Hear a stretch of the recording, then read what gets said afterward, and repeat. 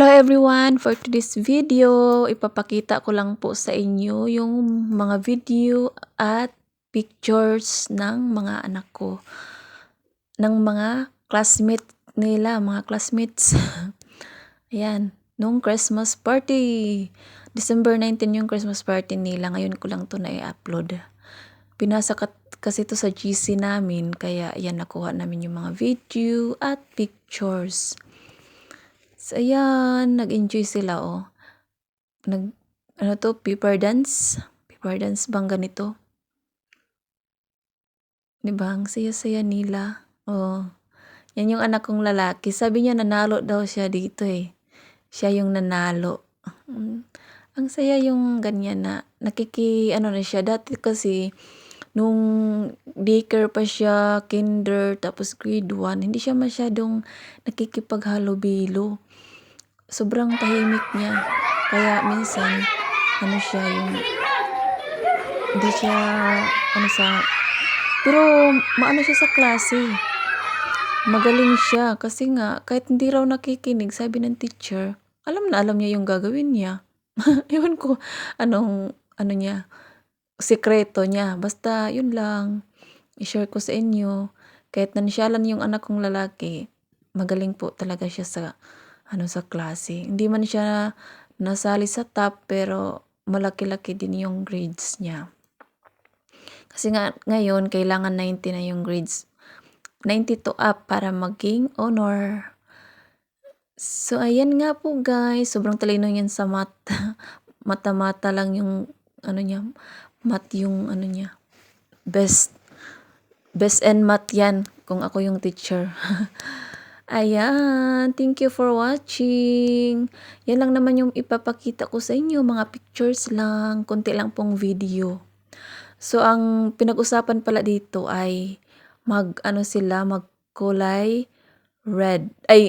blue. Kasi nga po ay kailangan sila mag-blue dahil family din nila, mga 1 PM. Bale, sa umaga, Christmas party, tapos family day sa hapon. Pero, hindi lahat nagkulay blue eh.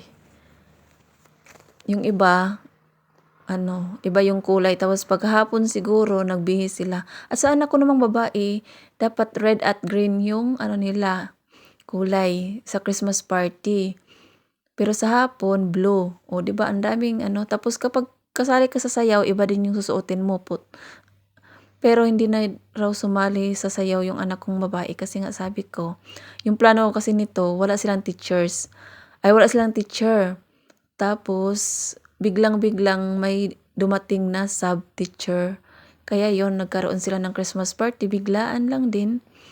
Mga 17 sila nagkaroon ng sub-teacher, tapos mga 19, ayun na, Christmas party na nila. Kaya, ang ko nito, hindi ko na sana pasalihin. Kaya, kaso lang, kawawa naman. Tapos yung kapatid sumali, diba?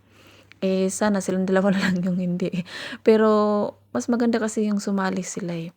Kaya kahit biglaan, sumali pa rin kami. Buti na lang, may pera at may ako kasi nga po, kailangan mag-pledge kami sa pagkain. Alam nyo na. Tapos nag-iisa lang ako sa lugar namin. Yung pagkain nito ay by sitio, by street, kung sa pa. So, isa lang ako sa aming lugar. So, ako ang nagsulo sa pagkain namin.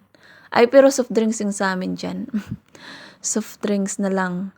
Kasi nga po, ako lang mag-isa. Pero, yung iba, marami sila sa grupo nila. So, maraming salamat nga po. Yung iba dito, minimix ko na yung video. Nahuli kasi yung ibang mga picture ng anak ko. Yung anak ko palang babae ay grade 4. Thank you for watching, guys. Merry Christmas, everyone. Bye and God bless.